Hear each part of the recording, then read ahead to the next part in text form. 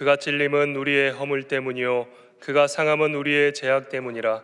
그가 징계를 받음으로 우리는 평화를 누리고 그가 채찍에 맞음으로 우리는 나음을 받았도다. 우리는 다 양 같아서 그릇 행하여 각기 제 길로 갔거늘 여호와께서는 우리 모두의 죄악을 그에게 담당시키셨도다. 긍휼이 풍성한 하나님 아버지, 이 시간 우리의 죄를 감당하시기 위해 십자가에 달리신 예수님의 보혈에 힘입어 사순절 다섯째 주일을 드립니다. 예배를 통해 우리의 마음은 골고다로 향하게 하시고 우리의 영안은 십자가를 바라보게 하옵소서. 한 영혼을 향한 하나님의 열심을 깨닫게 하시고 아버지의 마음으로 잃어버린 영혼을 주님께로 인도하는 복음 전파자의 삶 살게 하옵소서. 우리 주 예수님의 이름으로 기원하옵나이다. 아멘.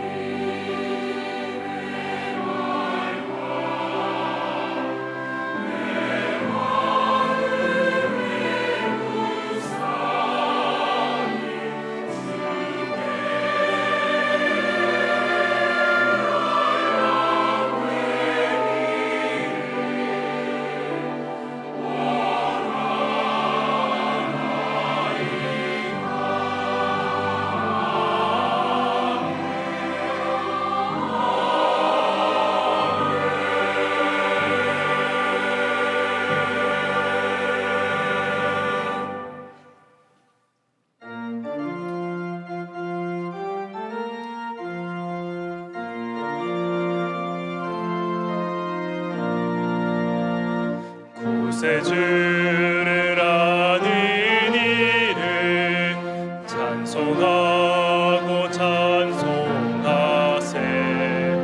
마음과 뜻과 힘 다하여 경배 드리세. 주를 알지 못한 이들 주같이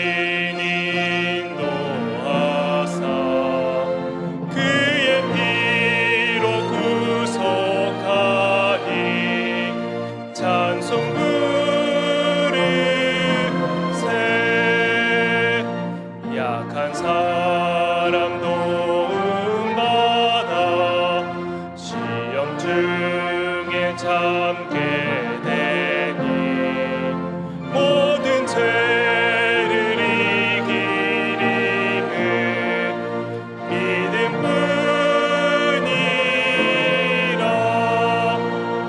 진리 대신 우리 주는 영원토록 변함없네. 성도들아 주를 믿어 길이 섬기세.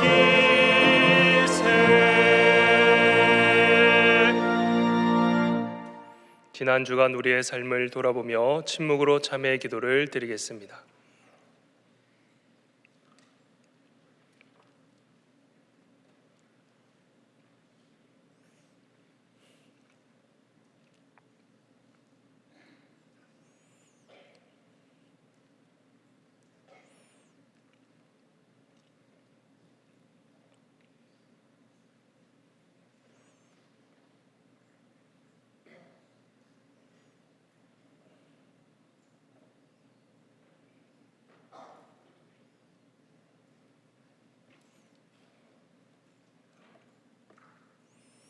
하나님께서 주시는 사제의 말씀입니다. 이날에 너희를 위하여 속죄하여 너희를 정결하게 하리니 너희의 모든 죄에서 너희가 여호와 앞에 정결하리라. 아멘.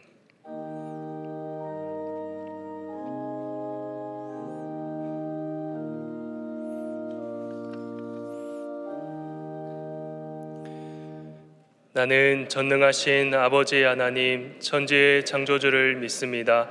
나는 그의 유일하신 아들 우리 주 예수 그리스도를 믿습니다. 그는 성령으로 잉태되어 동정녀 마리아에게서 나시고 본디오 빌라도에게 고난을 받아 십자가에 못 박혀 죽으시고 장사된 지 사흘 만에 죽은 자 가운데서 다시 살아나셨으며 하늘에 오르시어 전능하신 아버지 하나님 우편에 앉아 계시다가 거기로부터 살아있는 자와 죽은 자를 심판하러 오십니다. 나는 성령을 믿으며 거룩한 공교회와 성도의 교제와 죄를 용서받는 것과 몸의 부활과 영생을 믿습니다. 아멘.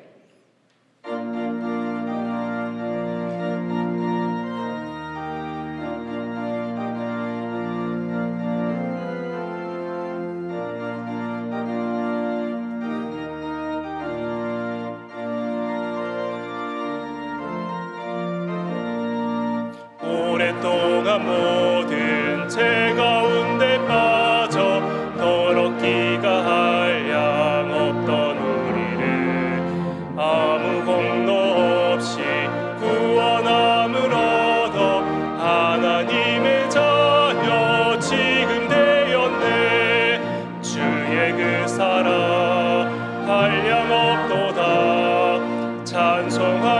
찬송할지어다.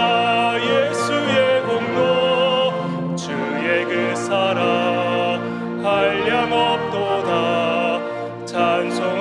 찬송할지어다. 예수의 공로 주의 보혈로서 정결하게 씻겨 죄악에서 떠난 몸이 되었고 세상 근심 그릇 간 곳 없어지니 하나님의 빛이 영화롭도다. 주의 그 사랑 한량 없도다. 찬송할지어다.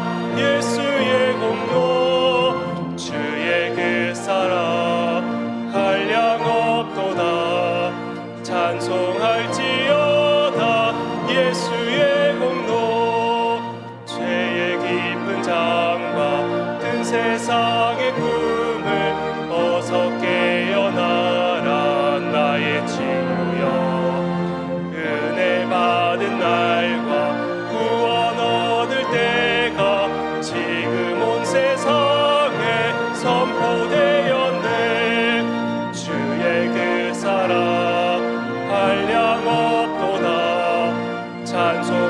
찬송할지어다.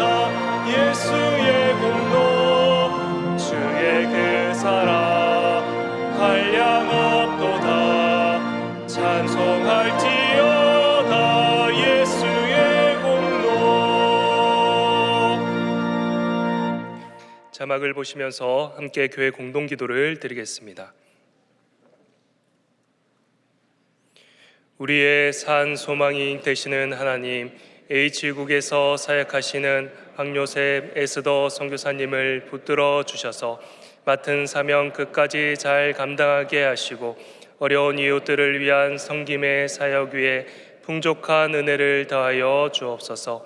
오늘부터 시작되는 부흥회를 통하여 우리의 삶을 인도하시는 하나님을 만나게 하시고 놀라운 회복과 영적 부흥의 역사가 일어나게 하옵소서.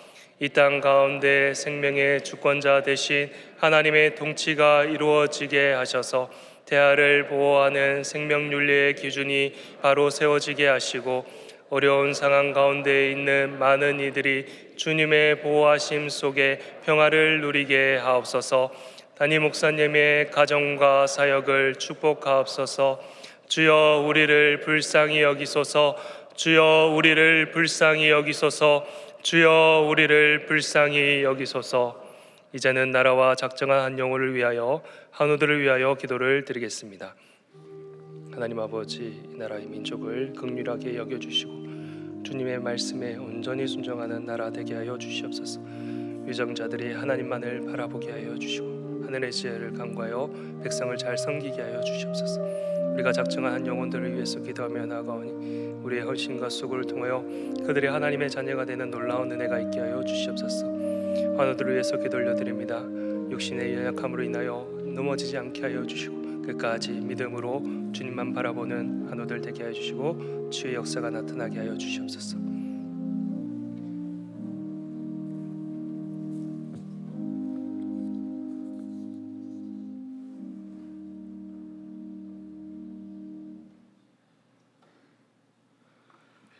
평안을 너희에게 끼치노니 곧 나의 평안을 너희에게 주노라.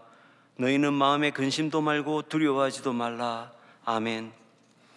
사랑이 많으신 하나님 아버지, 오늘도 우리에게 생명을 주시어 거룩한 주일 동안의 성도들이 하나님의 전에 나와서 예배드릴 수 있게 해주시니 감사드립니다.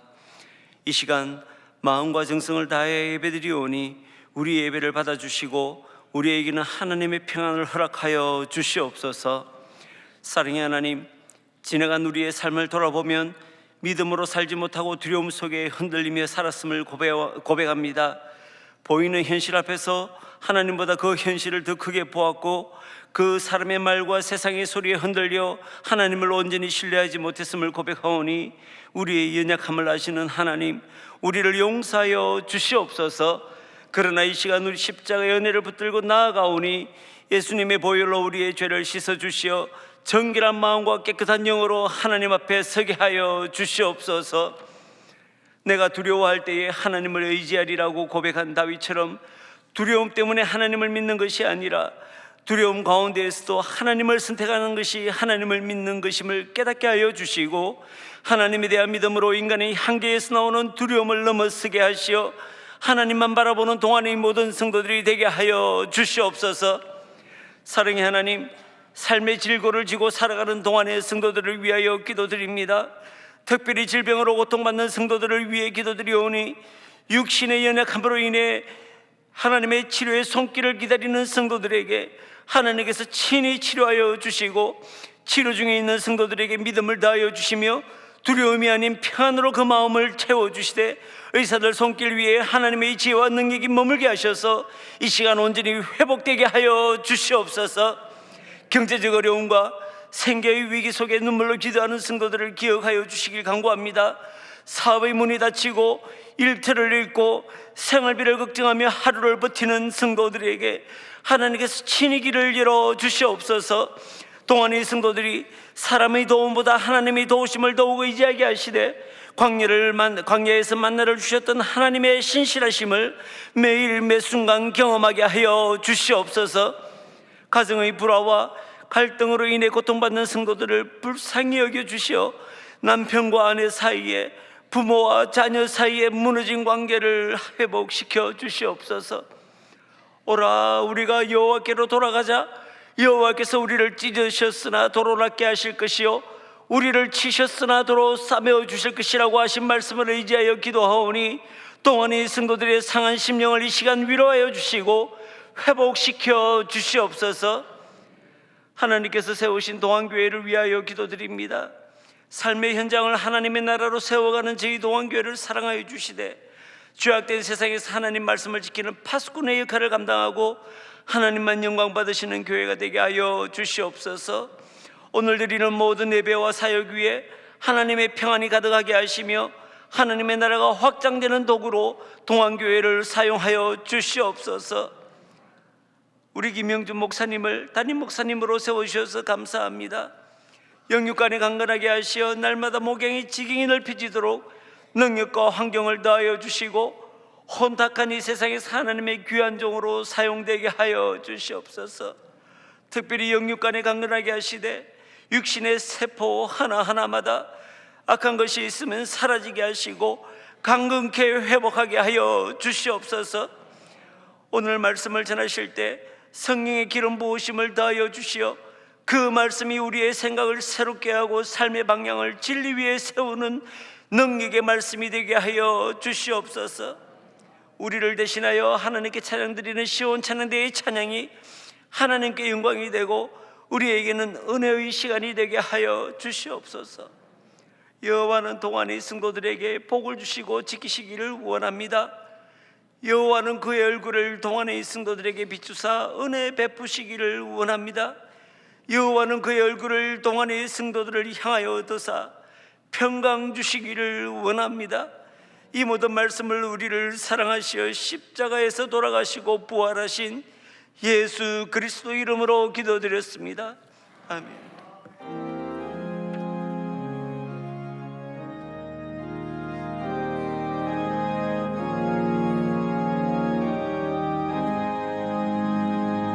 하늘에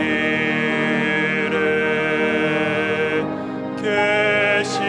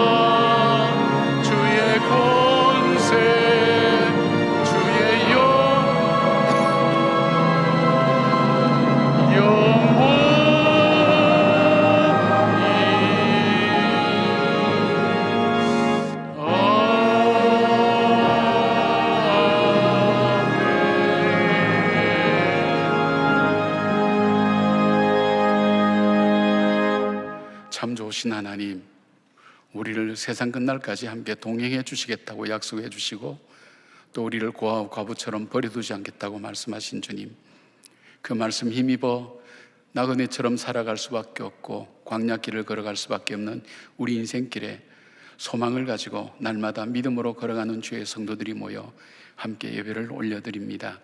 오늘 예배 가운데 주님 친히 임재하여 주셔서 하나님의 그 언약의 약속이 우리의 삶을 통해 이루어지는 것을 증명하고 하나님 고백하며 언약 속에 살아가는 주의 백성 될 수 있도록 저희들의 예배를 붙들어 주시고 인도하여 주시옵소서. 세상은 어지럽고 힘들지만 그럼에도 불구하고 우리의 믿음은 흔들리지 않고 하나님 앞에 날마다 나가는 저희들 되게 하시고 삶의 고통과 아픔 가운데서도 주님을 바라보는 그 시선을 잃지 않도록 도와주시오며 믿음의 반석 위에 서서 정말 우리의 반석과 요새가 하나님이 그 것을 고백했던 다윗처럼 우리의 고백을 통해서 우리의 삶이 견고해지게 하시고 주 앞에 영광 돌리는 삶이 될 수 있도록 주님 붙들어 주시옵소서. 하나님, 귀한 예물을 구별하여 올려드립니다. 물질보다도 우리의 신앙 고백과 주님을 사랑하는 마음을 묶어서 올려드렸사오니 이 예물을 주님 받으시고 쓰여지는 곳에 하나님께 영광이 드러나게 하여 주실 뿐 아니라 드리는 손길들의 삶의 환경 속에 일마다 때마다 주님께서 채워주시고 하나님 공급하시는 이가 주님인 것을 고백하는 귀한 기적과 이적의 역사들이 일어날 수 있도록 붙들어 주시오며 경제적으로 겪는 어려움으로 인하여 영적으로 손해되지 않도록 하나님 붙들어 주시고 더욱더 주 앞에 가까이 갈 수 있도록 함께하여 주시옵소서. 하나님, 가정과 또 우리의 사업의 현장들, 우리의 자녀들과 모든 일들을 하나님께서 주관하시고 알고 계시오니 때를 따라 돕는 은혜로 함께하여 주시고 평안 가운데 인도해 가시는 하나님의 손길이 늘 함께하게 하여 주시옵소서. 질병으로 고통당하는 주의 자녀들 위해 하나님께서 산소망 주시고 치유의 능력을 허락하여 주셔서 믿음으로 걸어가는 주의 자녀들이 회복됨의 기쁨을 누릴 수 있도록 함께하여 주시옵소서. 주님만 영광 받으시기를 원하옵고 예수님의 이름으로 기도드리옵나이다. 아멘.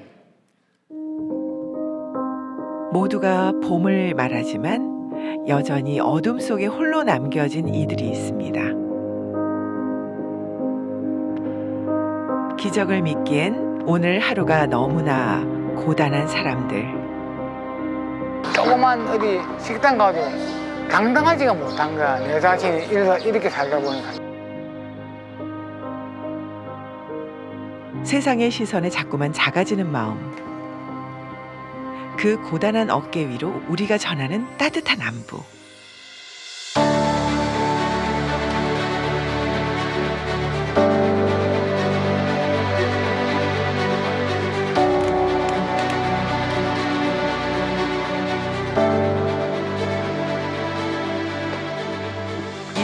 전 무덤의 돌문이 열렸던 그 아침처럼 우리는 상자 속에 부활의 소망을 채우려 합니다.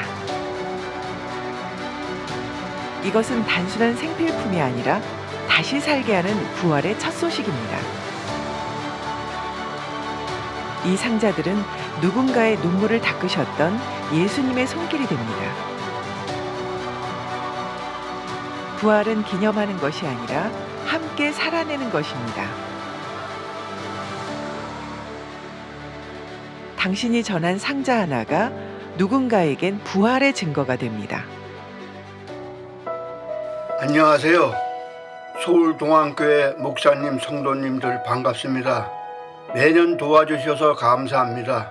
하나님께 감사하다고 그거 먹어요. 추운 겨울 날씨에 어렵고 늘 참 힘든데 동안교회에서 매년 찾아주시니 참 감사합니다. 이제 생명의 기쁨을 당신의 손길로 전해주세요. 기쁨 나눔 상자. 당신은 누군가의 부활절입니다. 우리에게 섬김의 기회를 주신 하나님께 감사의 박수 올려드리십시다. 고맙습니다. 감사합니다.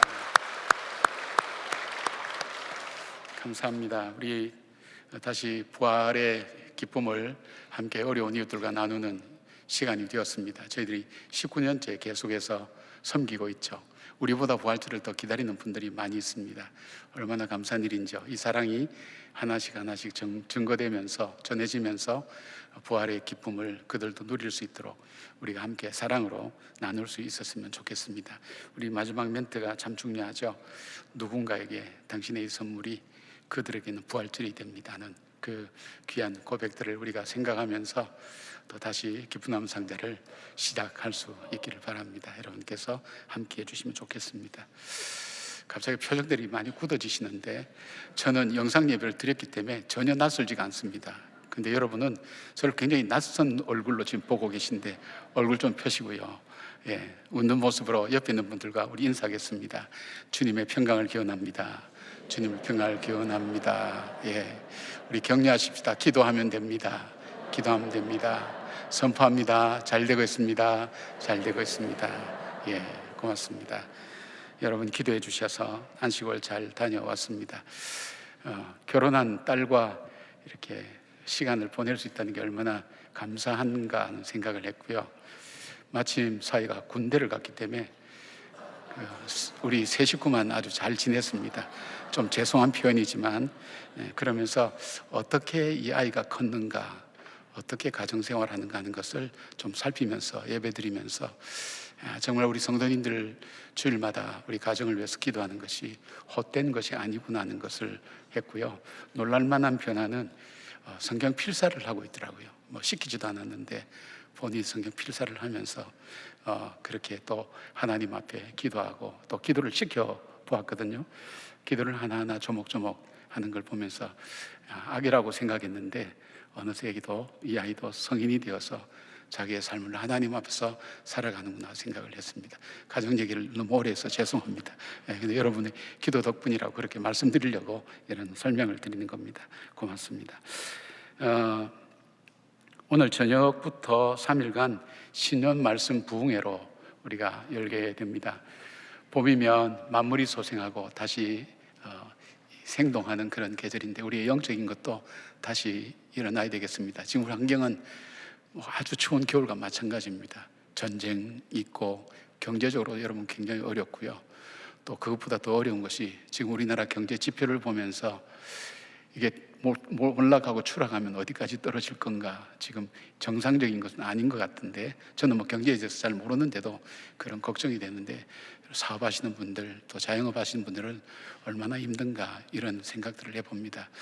함께 기도하고 또 이 어려움을 잘 이겨낼 수 있도록 또 영적으로 우리가 손해보지 않고 우리 하나님께 더 가까이 갈 수 있는 기회가 될 수 있도록 여러분 함께 기도하고 말씀 나눌 수 있었으면 좋겠습니다. 광야의 서다라는 제목인데 우리 최성환 목사님은 저는 그분을 안 지 얼마 안 되는데 그분은 저를 한 10여 년 이상 전부터 알아왔어요. 우리가 이 오살리 기도원에서 군인들 만 한 5천 명 모이는 집회에서 만났거든요. 만나서 이분이 사역하시는 시애틀 그 밑에 타코마 침례교회에 가서 집회를 했어요. 목회를 어떻게 하시나 했는데 그 거리의 노숙인들 또 어려운 분들을 돕는 사역들을 참 꾸준히 많이 하셨고요. 그 교회는 꽤 큰 교회인데도 불구하고 목사님 자신이 광야 같은 인생에서 그 사람들과 함께 더불어 살아가는 삶을 살았던 분인데 이 지구촌교회 3대 담임 목사님으로 오셨다가 이제는 교회를 개척하셔서 미라클 오이교회, 그러니까 오병이어 교회 그렇게 담임하고 계십니다. 그래서 여러분 오셔서 함께 은혜를 나누시고요. 3일 동안 이 3일이 어떤 분에게는 인생을 바꾸는 계기가 될 수도 있겠고요. 또 이 3일이 어떤 분은 다시 사람을 살리는 그런 계기가 될 수 있으니까 여러분께서 쉽게 생각하지 마시고 말씀 속에서 다시금 하나님의 길을 발견하는 기회가 되었으면 좋겠습니다.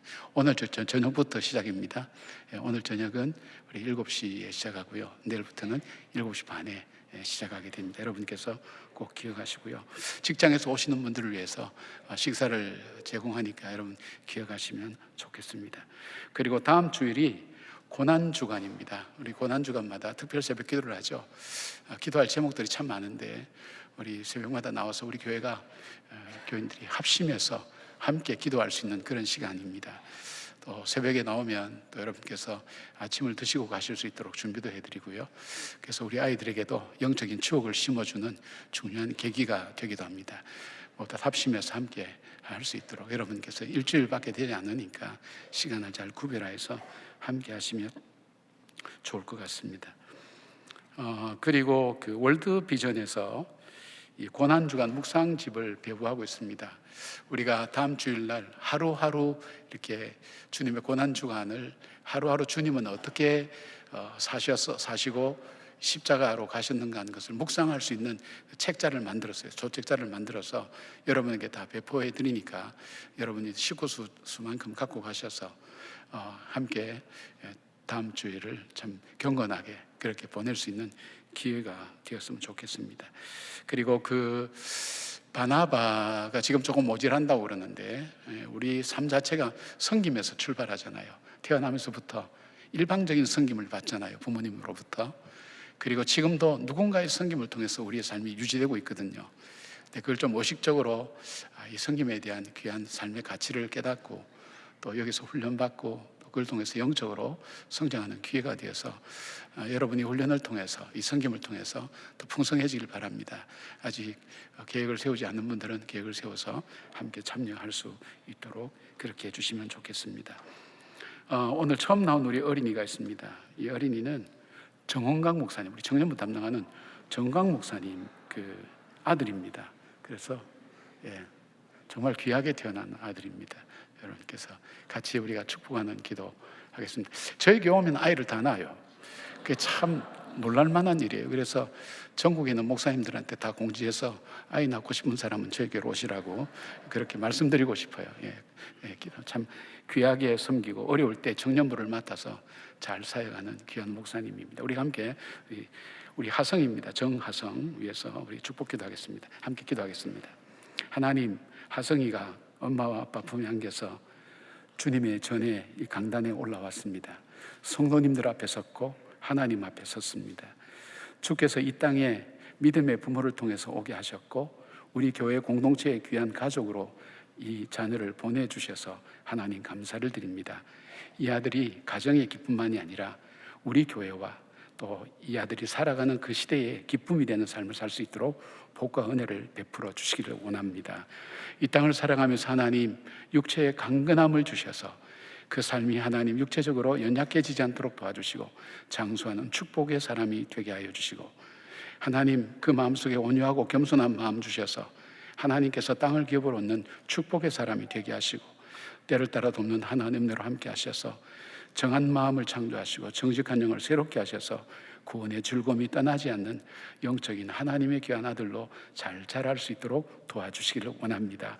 이 땅을 살아가며 필요한 건 많습니다. 주께서 쓰시기 위해서 이 아들을 훈련시키되 물질의 축복과 지혜와 총명과 그리고 관계의 축복도 허락해 주셔서 좋은 친구들과 좋은 선생님들과 좋은 배우자를 만나게 하시고 좋은 영적 지도자를 만나게 하셔서 이 아들이 살아가는 삶의 여정 속에 하나님으로 인하여 풍족한 삶을 살 수 있도록 도와주시기를 원합니다.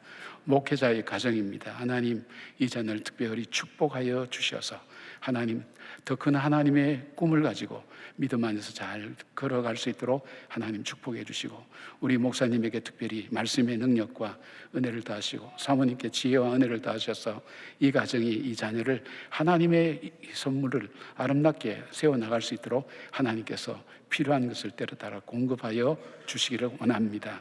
하나님 또 자녀를 통해서 하나님 대열매를 기다리는 주의 백성들도 있습니다. 하나님 우리 성도들 가정 위에 자녀의 축복을 주시고 또 믿음의 가정이 이루기를 원하는 우리 자녀들과 우리 사랑하는 성도들 위해 믿음의 가정이 이룰 수 있도록 하나님 복과 은혜를 베풀어 주시옵소서. 축복하는 사랑하는 주의 성도들 가정도 축복해 주시고 하나님 우리 모든 성도들이 누리는 하나님 나라의 기쁨이 우리 가운데 가득하게 하여 주시옵소서. 예수님의 이름으로 축복하며 기도드리옵나이다. 아멘.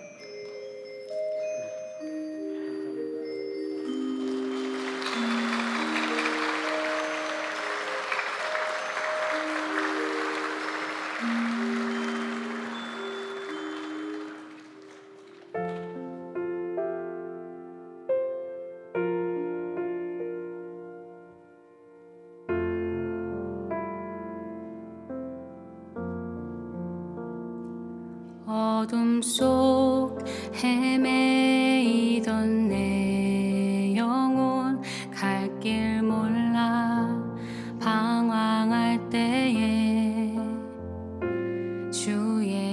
십자가 영광의 그 빛이 나를 향해 비추어 주셨네. 주홍빛보다 더 붉은 내 죄 그리스도의 피로 씻기어 완전한 사랑 주님의 은혜로 새 생명 주께 얻었네. 은혜 아니면 나서지 못하네. 십자가의 그 사랑 능력 아니면 나서지 못하네. 은혜 아니면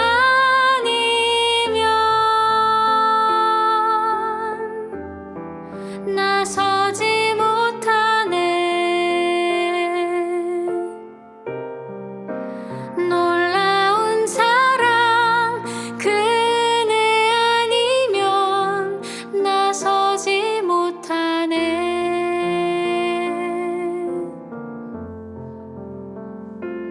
나의 노력과 의지가 아닌 오직 주님의 그 뜻 안에서 의로운 자라 내게 말씀하셨네. 완전하신 그 오늘 우리에게 주시는 하나님의 말씀은 창세기 25장 27절에서 34절 말씀입니다.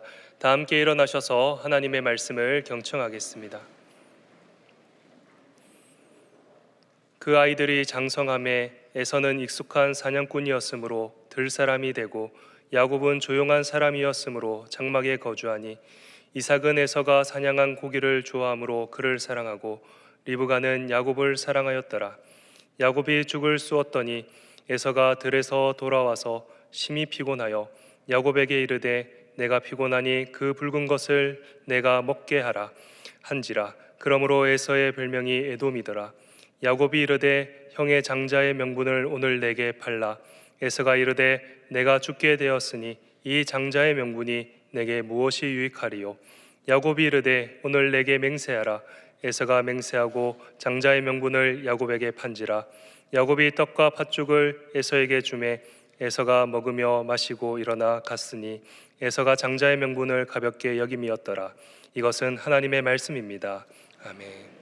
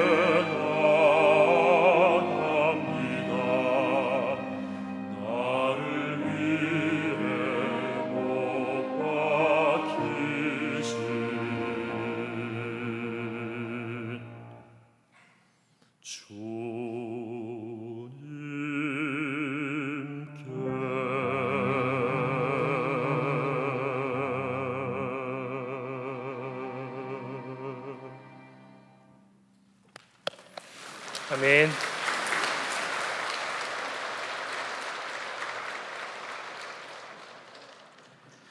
귀한 찬양 감사드립니다. 고맙습니다. 여러분은 3부 예배에 참석하셨는데 여러분께서 예배 참석하시면서 이런 생각 한번 혹시 해보셨나요? 내가 왜 이 시간 여기에 앉아 있고 세상에 앉을 수도 있고 앉고 싶은 수많은 자리가 있는데도 불구하고 많은 사람들이 황금 휴일이라고 하는 바로 그 가운데서 나는 여기서 예배를 드리고 있는가? 왜 알지도 못하는 노래도 불러야 되고 눈도 감아야 되고 일어서야 하고 기도도 해야 하는지 잘 모르는데 왜 나는 여기에 이 시간 있을까? 그런 생각해 보신 적 없습니까? 저도 이렇게 살아오면서 가끔 이제 그런 생각을 하게 됩니다. 내가 세상에 많은 사람들이 있는데 불구하고 내가 왜 하나님께서 나를 부르셔서 하나님 자녀 삼아 주셨을까? 그리고 또 하나 있다면 그것도 하나님께서 목사로서 살아갈 수 있도록 나를 왜 불러주셨을까 하는 생각을 해보게 됩니다. 이번에 특별히 그 안식을 가서 걸으면서 이제 생각하는 것이 바로 그런 내용들입니다. 살아온 삶들을 돌아보면서 내가 오늘 왜 이 시간에 예배 자리에 있어야 되는지, 왜 이 위치에 있어야 되는지 하는 생각을 많이 해보게 되었습니다. 그러면서 이 말씀을 통해서 거기에 대한 해답을 우리가 좀 찾을 수 있겠다 생각을 하게 됐습니다. 여러분께서 혹시 가정의 평화를 위해서 잡혀온 분들도 이 가운데는 계실 줄 알고요. 또 오랜만에 한번 교회 나가보자 그래서 나왔는데 생각보다 재미가 없어서 다음 주일 또 안 나오려고 했는데 안 나오는 것보다는 나오는 게 낫겠다 생각해서 오신 분도 계실 거고요. 다양한 분들이 있지만 오늘 내가 왜 이 자리에 있는지를 말씀을 통해서 함께 찾을 수 있었으면 좋겠습니다. 오늘 본문은 여러분들이 잘 아시는 내용입니다. 같은 부모 밑에서 쌍둥이로 태어나서 동일한 환경 속에 자랐지만 오늘 두 사람의 삶은 너무나 달랐습니다. 외모나 성격 그리고 직업 등도 달라서 어떻게 해서 한 배에서 태어난 두 사람이 이렇게 다를 수 있고 다른 인생을 살아갈 수 있을까 하는 생각이 들 정도입니다.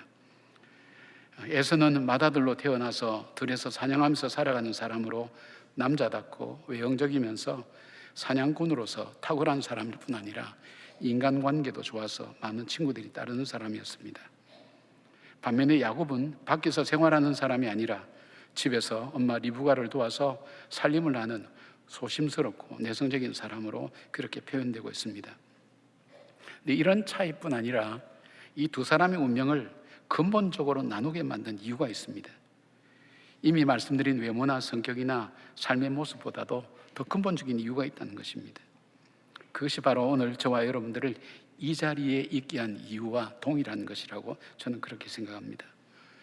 에서와 야곱, 우리가 보면 에서가 더 잘 될 것 같은데 부족한 야곱을 통해서 하나님은 일을 하시고 하나님 역사를 이어가시는 것을 바라보면서 이렇게 달라질 수밖에 없었던 이유가 뭘까?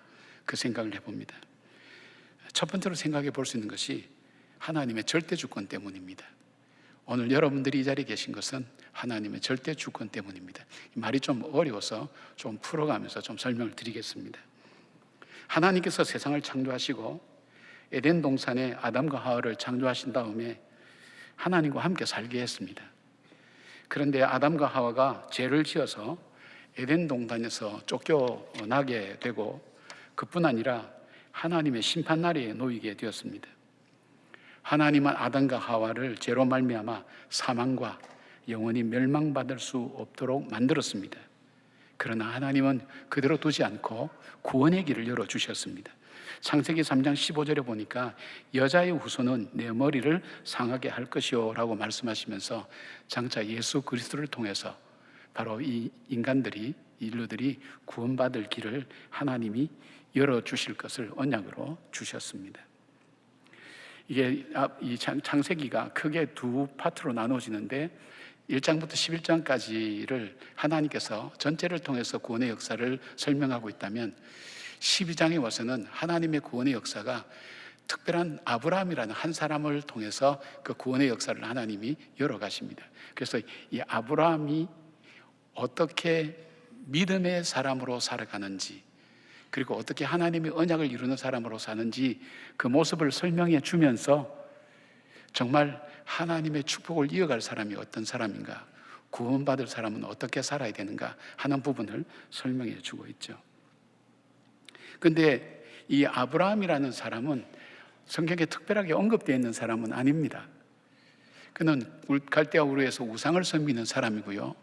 설명이 하나 더 붙어진다면 이 사람은 75이 되도록 자녀가 없어서 그 당시 문화에 있어서 이 사람은 희망이 없는 사람, 복이 없는 사람, 미래가 없는 사람으로 여겨지는 쓸쓸한 인생을 살고 있는 그런 사람에 불과했습니다. 근데 그 사람을 하나님이 찾아가셔서 불러내시고, 그리고 하나님 말씀에 순종하고 따를 때에 하나님께서 복을 주시겠다고 약속하셔서 아브라함의 삶을 인도해 가시게 됩니다. 근데 왜 아브라함이냐? 아무도 모릅니다. 우리가 할 수 있는 말은 하나님만이 알 수 있는 그 이유 때문에 아브라함을 부르셔서 선택하시고 구원하셔서 하나님께서 하나님의 역사를 이루어 가신다고 볼 수 있습니다. 이것으로 끝나지 않습니다. 아브라함에게는 100세에 얻은 아들 이삭이 있고요. 그보다 먼저 14년 정도 앞선 하갈, 종 하갈에게서 나온 이스마엘이라는 아들이 있었습니다. 또 그뿐 아니라 이 사라 아내가 죽고 난 다음에 그두라라는 여자와 결혼해서 무려 6명의 아들을 두었습니다. 자녀들이 많죠.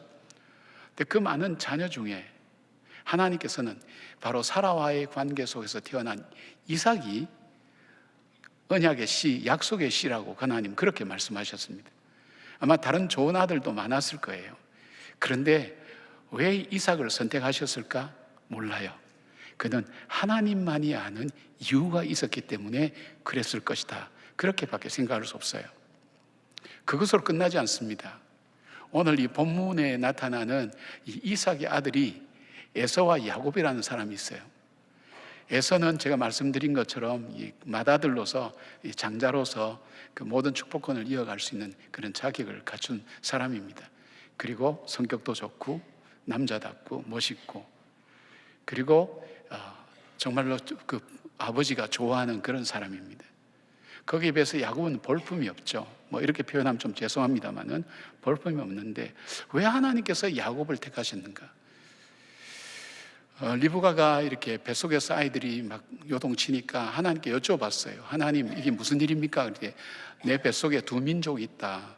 그런데 큰 자가 적은 자를 섬기겠다. 그렇게 말씀하시는 거예요.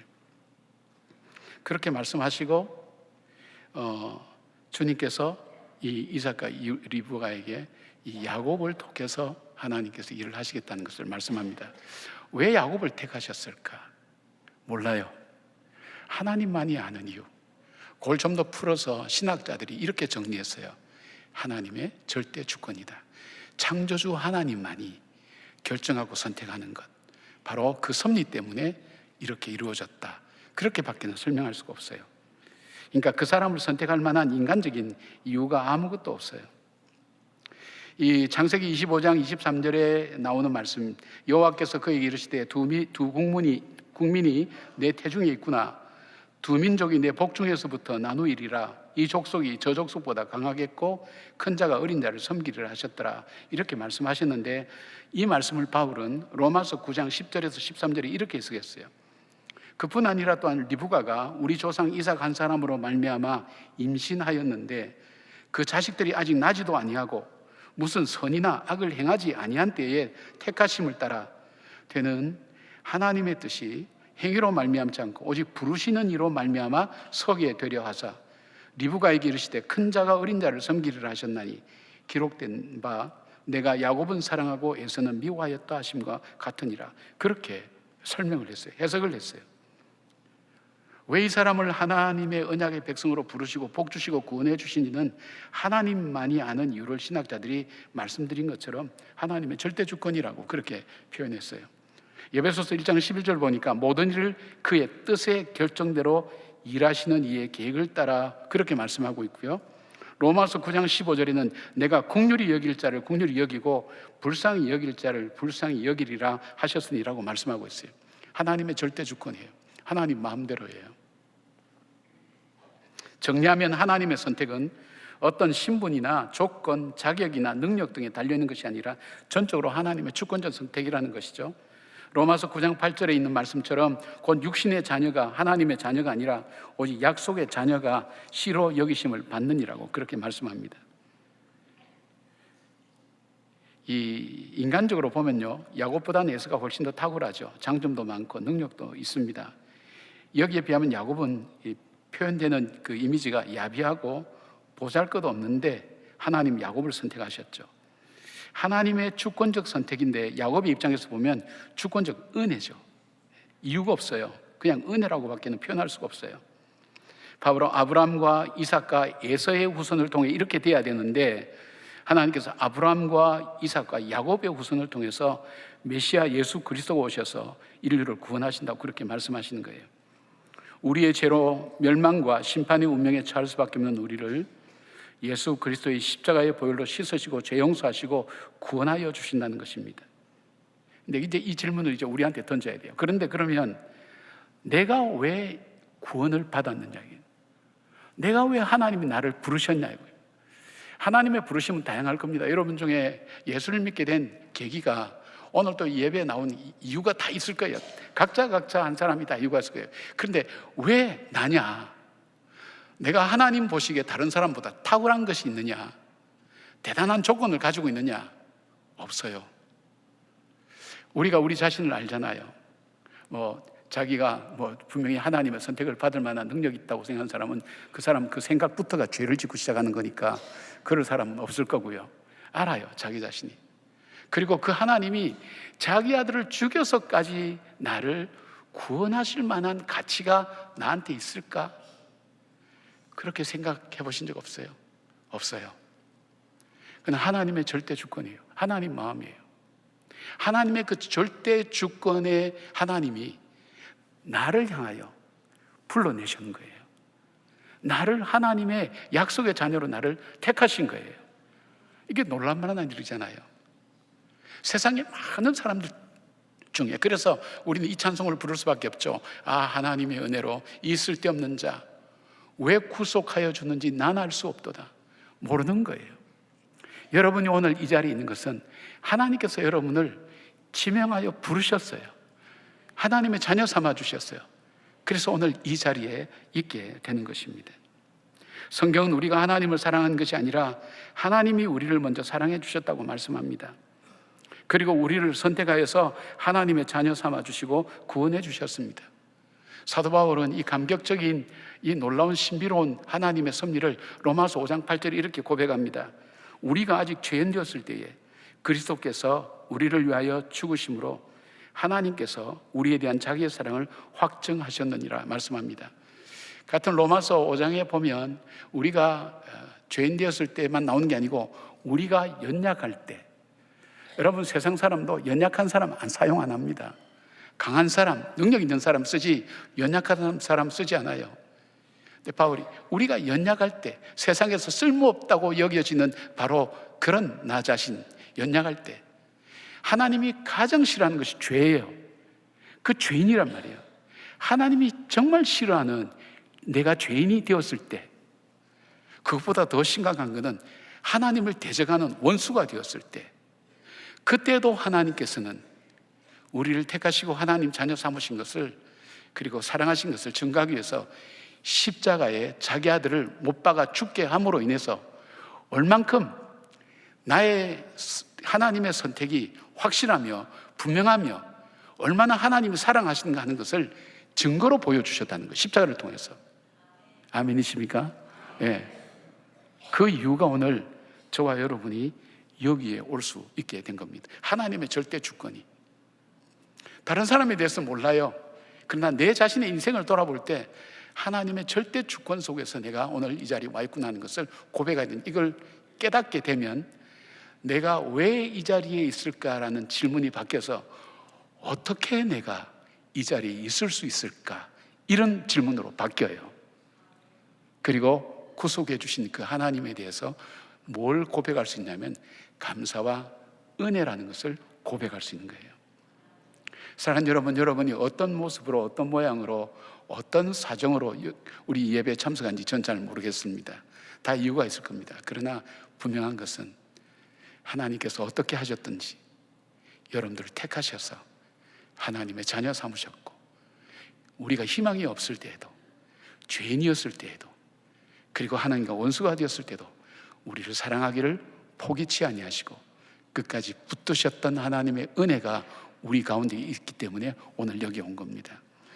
여러분, 이 에서와 야곱의 그 삶이 나눠진 것은 하나님의 절대 섭리 때문입니다. 마찬가지로 그 하나님의 절대 섭리로 인해서 우리에게 그 약속의 자녀로 우리를 삼으시고 구원해 주셨다는 사실을 우리가 고백하면서 살아갈 때에 우리는 낙담할 이유가 없죠. 절망할 이유가 없죠. 왜요? 하나님이 나를 포기하지 않는데 왜 내가 나를 포기합니까? 여러분 중에는 하나님이 포기하지 않는데 자신이 자신을 포기한 사람이 적지 않을 거라고 생각됩니다. 다시 한번 생각해 보십시오.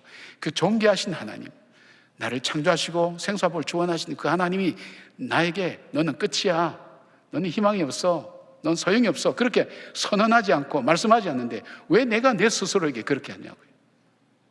우리가 고백할 것이 있다면 하나님의 은혜입니다. 하나님의 은혜입니다. 하나님, 나를 끝까지 붙들어 주시길 원합니다. 그 기도를 통해서 내가 있어야 될 자리, 그 은혜를 아는 사람들이 머물러야 될 자리, 은혜를 아는 사람이 드려야 될 고백, 은혜를 아는 사람이 살아야 될 삶을 살아가는 저와 여러분의 삶이 되기를 주님의 이름으로 축복합니다. 두 번째 이유가 있다면 야곱과 에서의 운명이 달라진 것은 장자권에 대한 인식의 차이입니다. 이 다른 말로 바꾸면 이래 우리가 얘기할 수 있어요. 영적 가치에 대한 인식의 차이입니다. 그러니까 영적인 것이 가치가 있느냐 없느냐 그 차이에 따라서 삶이 바뀌었다는 거예요. 바로 에서와 야곱의 차이를 그렇게 말씀하죠. 고대 근동지방의 장자권은요, 관습상, 사회법상 엄청난 권리를 갖게 됩니다. 장자권은 부모의 재산을 다른 자녀들보다 2배를 상속받게 되는 법이고요. 또한 장자는 자기의 가족과 부족의 지도자가 되는 권위와 특권을 갖게 되고, 장자는 자녀들을 축복할 수 있고 가문의 복을 이어가는 특권이 있고, 또한 영적인 의미로는 하나님의 언약을 계승하는 놀라운 특권이 주어집니다. 즉 장자권은 훗날 모든 백성이 구원을 받게 될 메시아의 계보를 잇는 놀라운 영적인 축복이 이 장자권 속에 있는 겁니다. 근데 이 원래 이 장자권은 에서의 것이었거든요. 그런데 에서는 이 장자권의 가치와 소중함을 모를 뿐 아니라 무시했습니다. 에서와 야곱의 운명이 갈려지는 것은 장자권의 가치의 차이가 다른 운명을 걷게 만들었습니다. 장자권은 자신이 노력해서 얻을 수 있는 것이 아니기 때문에 하나님께서 주신 특권인데, 에서는 이 장자권의 가치도 몰랐고 소중함도 몰랐습니다. 그러나 야곱은 이 장자권에 담겨있는 축복을 귀하게 여기고 사모했습니다. 그 이야기를 우리가 이 본문에서 찾아볼 수가 있습니다. 어느 날 에서는 사냥을 하고 집으로 돌아왔습니다. 그날따라 한마디도 잡히지 않고 몹시 허기지고 지쳐 있었습니다. 그런데 동생 야곱이 집에서 붉은 죽을 쓰고 있었습니다. 이때 에서가 동생에게 붉은 죽을 한 그릇 달라고 요청합니다. 그런데 뜻밖의 야곱이 제안하는 것이 있었습니다. 장자의 명분을 팔으라는 것입니다. 이게 매매가 되는 게 아니거든요. 근데 장자의 명분을 팔으라는 겁니다. 그리고 이것을 판 것을 맹세하라고, 변력하지 못하도록 맹세하라고 그렇게 얘기합니다.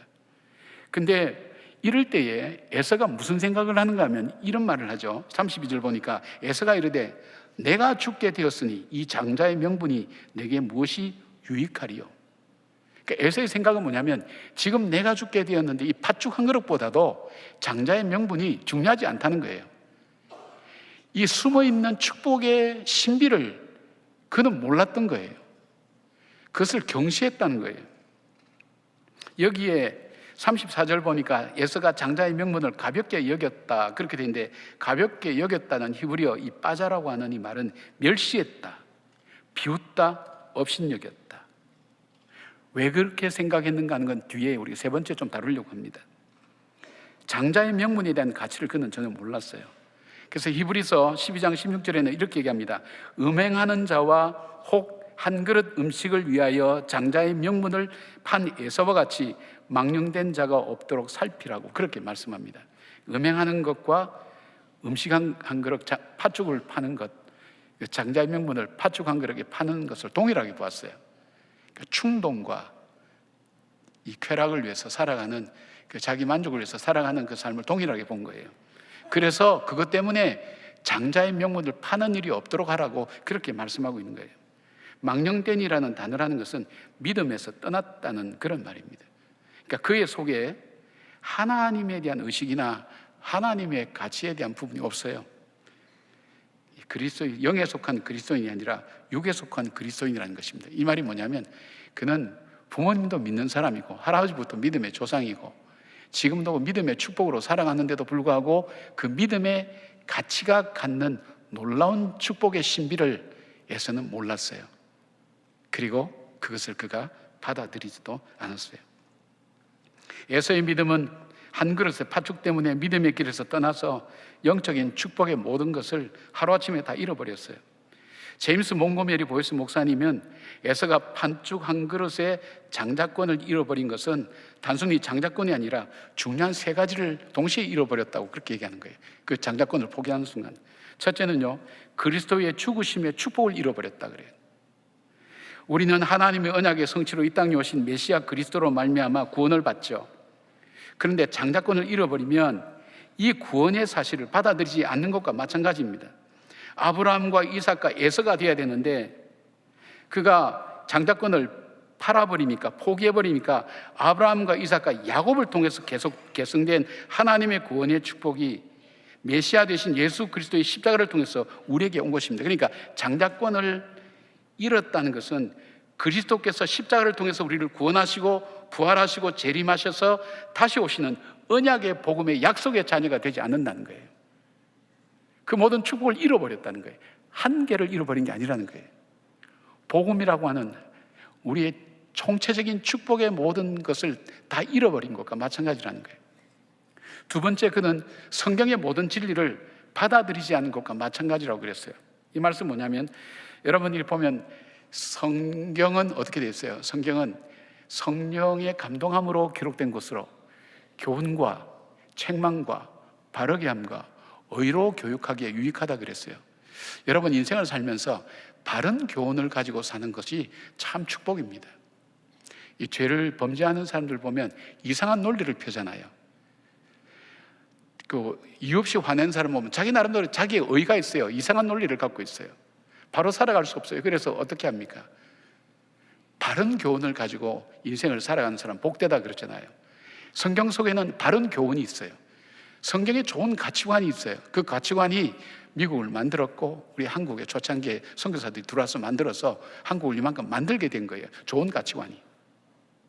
옛날에 뭐 우리나라만 해도 그렇지 않습니까? 뭐 농번기나 이럴 때는 어떻게 했습니까? 이 겨울에 이럴 때는 주로 이제 뭐 좀 있는 집은 다 있죠. 첩 다 뒀죠. 노름했죠. 술 먹었죠. 그 한국을 망치는 거예요.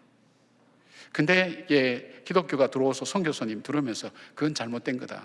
하나님 앞에 바로 살지 못하는 것이다 얘기하면서 그것이 없어지기 시작하면서 우리가 달라지기 시작했잖아. 예를 들면 하나의 작은 예가, 복음의 아름다운 가치가 바로 이 말씀 속에 담겨져 있는 거예요. 그걸 공급받지 못한다는 거예요. 그리고 책망도 없다는 거예요. 여러분, 사람이 잘못된 것을 지적해주고 잘못됐다고 얘기해 줄 때 고치고 새롭게 살아갔는데 책망이 없어요. 책망을 못 받아요. 누가 책망할 거예요? 하나님 말씀 속에는 이 책망이 있다는 거예요. 너가 이거 잘못했다 판단해주고, 그 다음에 의로 교육하기에 유익하다. 너가 이렇게 살아야 바른 길로 걸어간다는 말씀이 들어가 있는데, 이 말씀을 통해서 어떤 역사가 일어나느냐? 선한 일을 할 수 있는 능력을 얻게 된다 그랬어요. 그리고 너를 온전하게 한다는 것. 바로 하나님 말씀을 통해서 이 삶이 선한 삶을 살고 온전한 인생이 되는 것을 공급받을 수 있는 지혜와 능력이 이 장자권을 포기하니까 없는 거예요. 그러니까 자기 보기에 좋은 대로 살아가는 거예요. 자기가 옳다고 생각하는 대로 살아가고 있는 거예요. 얼마나 불행합니까? 세 번째는 뭐라고 얘기하는가 하면 영적으로 성장하고 성숙해지는 길을 포기한 것과 마찬가지다. 그러니까 하나님의 그 영적인 가치에 대해서 귀하게 여기고 그것을 소중히 여기는 것이 없으니까 받아들이지 않잖아요. 그러다 보니까 하나님 말씀 속에 있는 영적으로 우리를 새롭게 만들고 성장하게 만드는 그것에 영향을 못 받는 거예요. 그 삶이 정체되어 있는 거예요. 에서의 삶은 어땠습니까? 인간적으로는 강인했고 했지만은 지금 요르단 남쪽에 그 에돔 세일산 쪽에 에돔 족속을 이루면서 결국 역사 속에 사라지는 그런 족속이 되고 말았습니다.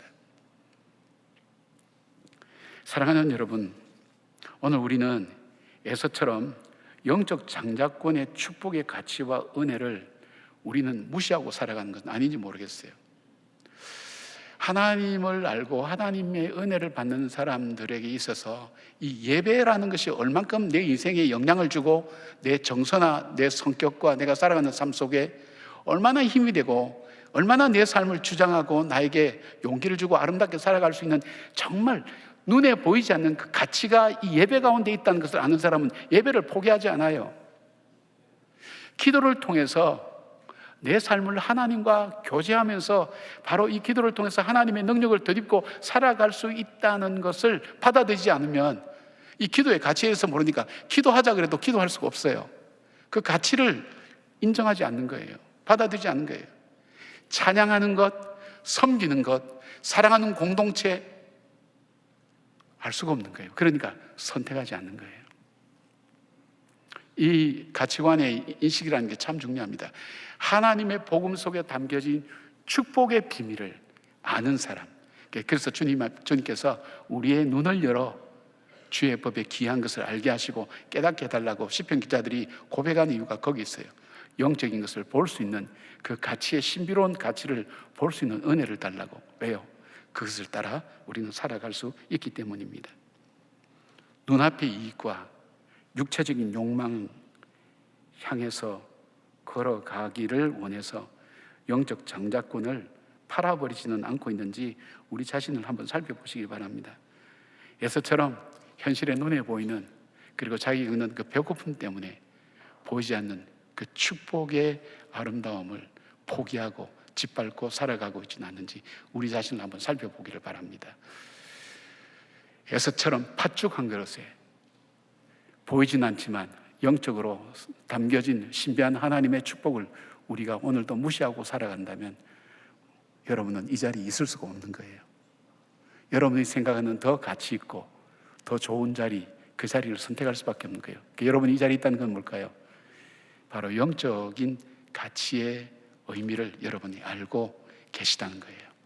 아멘입니까? 예. 본인이 그런지도 모르고 그냥 아멘도 안 하고 있는 가만히 있는 분이 계신데 여러분은 여러분이 그 가치를 알기 때문에 이 자리에 있는 거예요. 세 번째를 볼 수 있어요. 에서와 야곱의 운명이 갈라진 것은 장자권을 대하는 태도예요. 이걸 다른 말로 바꾸면 영적 가치를 대하는 태도에 대한 부분이 인생을 갈라놓은 거예요. 앞에서 말씀드린 것처럼 장자권에 대한 에서의 태도와 야곱의 태도는 완전히 달랐습니다. 사실 장자권은 출생 순위에 의해서 주어지는 것이기 때문에 바꿀 수가 없죠. 그러나 야곱은 이 장자권에 대한 간절한 마음을 갖고 있었어요. 자기 인생이 하나님 앞에서 복 있는 사람으로 살고 싶고 하나님의 복을 받고 살아가는 사람이 되고 싶었어요. 오죽했으면 출생할 때 먼저 나오려고 하다가 안 되어서 형 에서의 발꿈치를 붙들고 나왔겠어요. 그는 인생을 통해서 계속해서 야곱을 찾아보면 하나님께로부터 복을 받는 인생으로 살기 위해서 그 목표와 그 마음을 늘 갖고 있었어요. 야곱은 형이 사냥해서 돌아와서 허기질 때에 그의 약점을 이용해서 팥죽 한 그릇의 장자권을 탈취했어요. 형의 약점을 이용해서라도 장자권 소유하기를 그는 갈망했어요. 27장 가면 장자권을 가지기 위해서 아버지와 형을 속이고 에서 대신 야곱이 장자의 축복 기도를 이삭으로부터 받게 됩니다. 아마 야곱은 자신이 장자권을 갖게 될 것이라는 걸 알고 있었을 거라고 생각할 수 있습니다. 왜냐하면 성장하는 과정 속에서 어머니 리브가가 임신했을 때에 하나님께 기도했던 그 기도 내용을 야곱에게 말하지 않았을까요? 하나님께서 너에게 장자권을 주실 거라고 그렇게 말씀하지 않았을까요? 그러나 야곱은 자기 방법대로 이 하나님의 축복을 받기 위해서 임의로 하게 되었습니다. 그럴 때 야곱은 어떻게 했어요? 그 장자권을 갖기는 갖지만 20년 동안 자기 삼촌 라반의 집에 가서 혹독한 시련과 어려움을 겪으면서 그의 이 영혼이 성숙되어 가는 것을 보게 되지 않습니까? 여러분, 성경은 야곱의 행위가 잘못되었다, 윤리적으로 도덕적으로 문제가 있다고 초점 맞춰서 얘기하는 것보다는 장자권에 대해서 사모하고 자기가 하나님으로부터 오는 복을 받기를 원하는 간절한 마음에 초점을 맞추고 있습니다.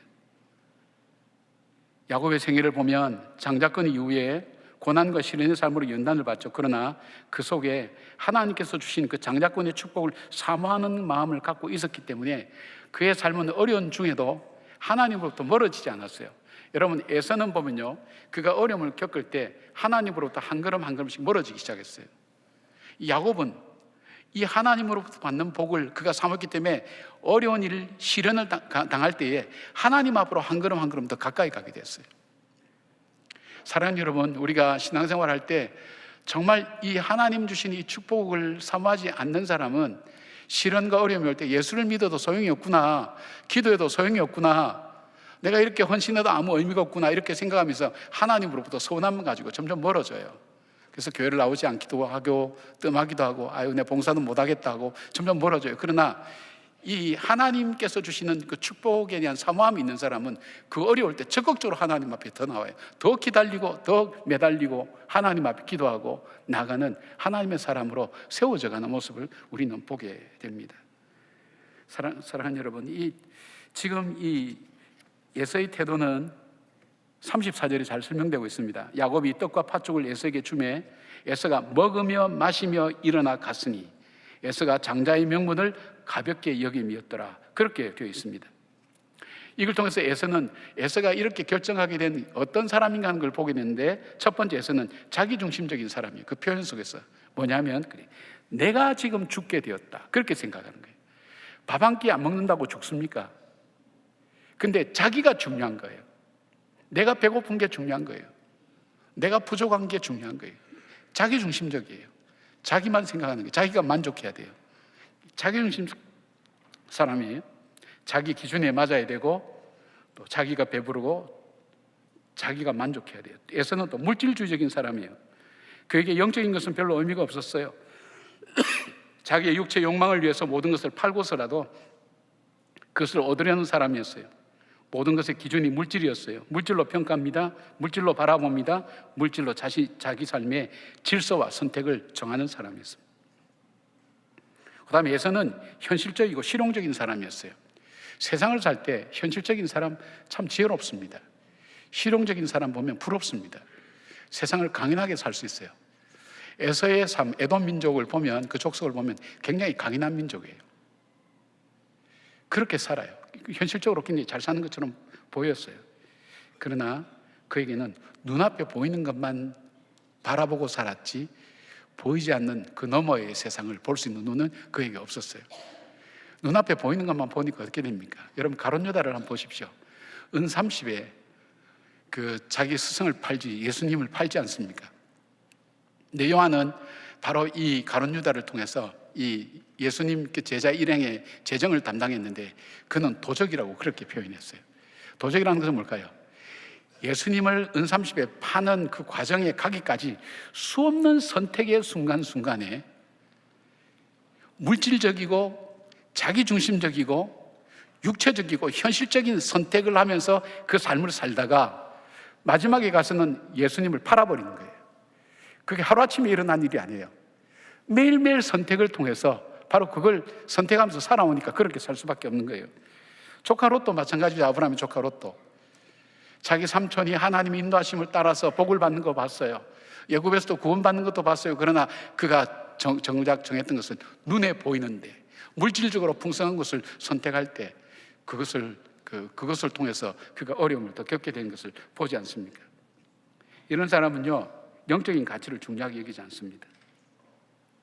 그러나 이 사실을 아는 사람들, 하나님의 영적인 가치를 아는 사람은 매 순간 하나님께 복을 받기 위해서 생각하고 선택하는 것이 하나님 복을 갈망하는 그런 사람이기 때문에 자기 삶이 한 걸음씩 하나님께 떠나가고 성장하는 사람이 되는 것을 보게 됩니다. 주일 예배, 그렇죠? 귀한 시간이죠. 주일날 쉬는 시간, 굉장히 중요한 시간이죠. 근데 여기에 영적 가치를 아는 사람은 의미를 부여하는 거예요. 선택을 하는 거예요. 어느 날 갑자기 선택하는 게 아니에요. 그 삶 속에 그 가치를 알기 때문에 삶 속에서 작은 것부터 선택할 때 하나님의 복을 추구하는, 하나님의 복을 사모하는 그 삶으로 자기의 선택을 늘려나가는 거예요. 그것이 오늘 여러분이 이 예배에 있게 된 이유라고 저는 그렇게 생각해요. 그 믿음이 있기 때문에 그래요. 에서처럼 물질 중심적이고 자기 중심적이고 현실주의자들은 이 영적인 축복에 의미를 두지 않죠. 그러니까 자기 만족과 자기 유익과 자기 기준에 맞춰서 살죠. 히브리서 12장 17절 보니까 이런 말씀이 있어요.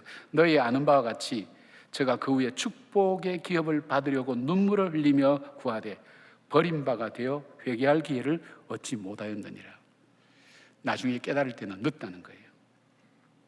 사랑하는 여러분, 오늘 저와 여러분들이 인생을 살아가면서 매 순간 우리는 선택하면서 살아가게 됐어요. 근데 그 선택의 기준과 가치에 대한 부분이 영적인 것에 대한 의미를 우리가 알지 못하면 우리의 선택은 물질적이요, 세상적이요, 현실적이요, 실용적이요, 자기중심적으로 판단해서 선택하게 갈 수밖에 없어요.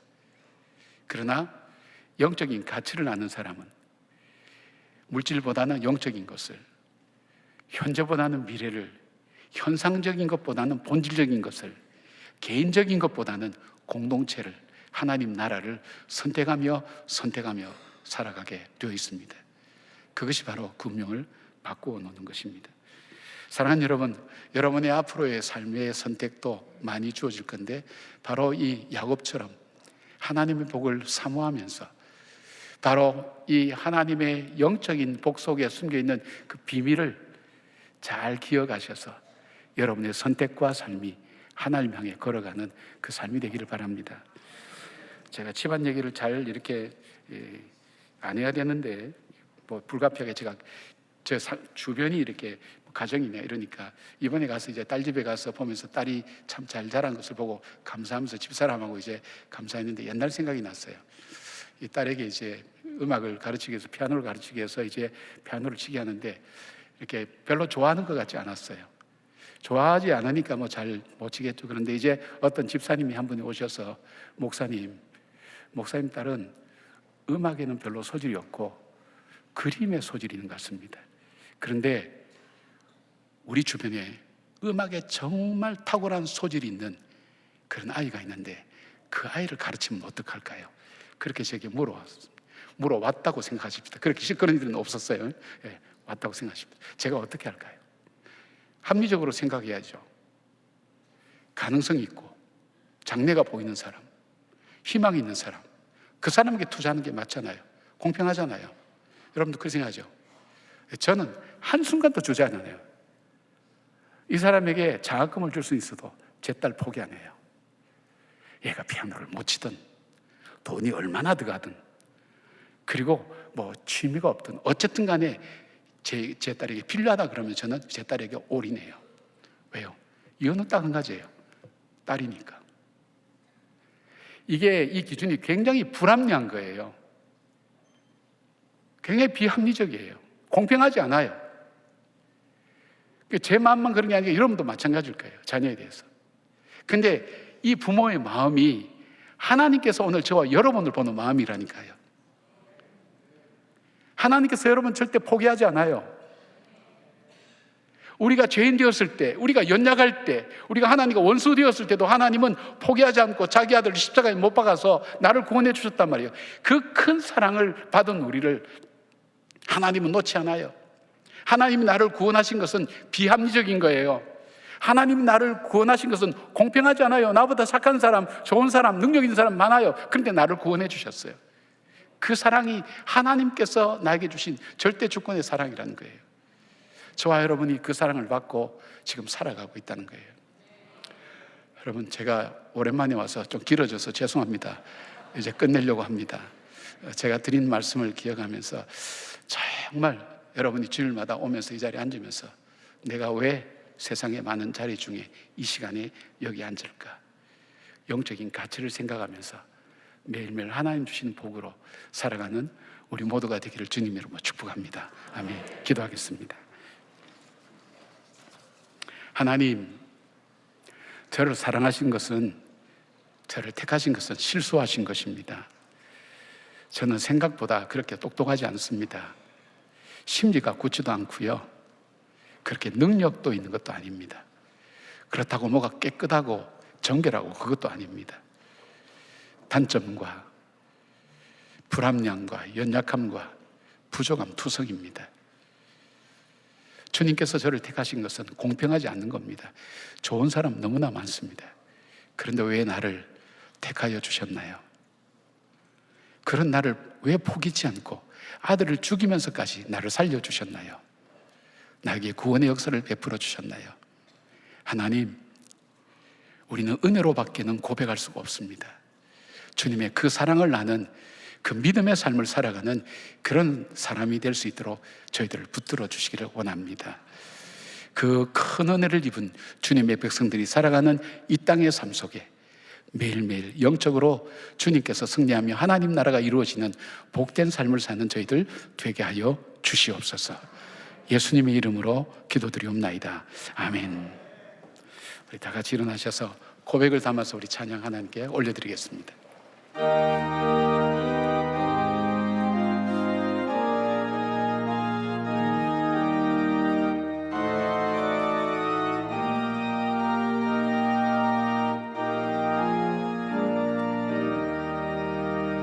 오 신실하신 주 내 아버지여,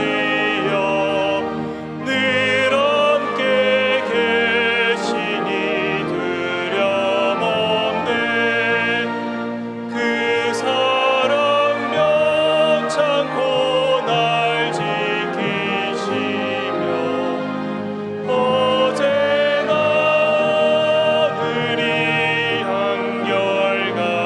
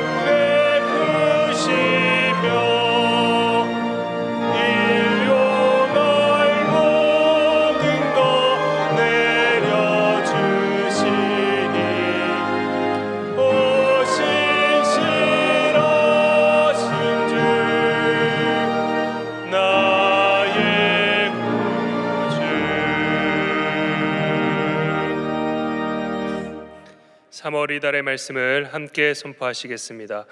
나는 빛도 짓고 어둠도 창조하며 나는 평안도 짓고 환난도 창조하나니 나는 여호와라 이 모든 일들을 행하는 자니라 하였노라. 아멘.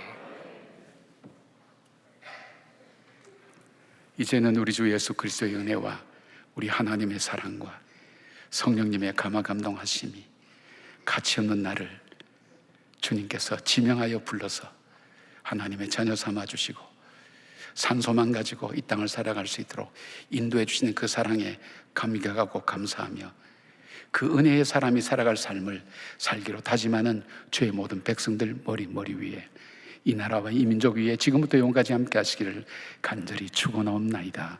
아멘.